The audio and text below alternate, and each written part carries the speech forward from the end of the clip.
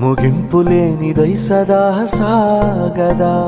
ఇదే కదా నీ కదా, ముగింపులేనిదై సదా సాగదా.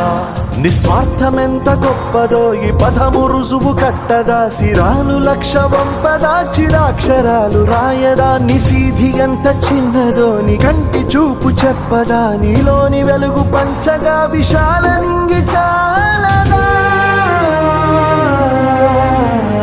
మనుష్యులందు నీ కథా మహర్షిలాగా సాగదా.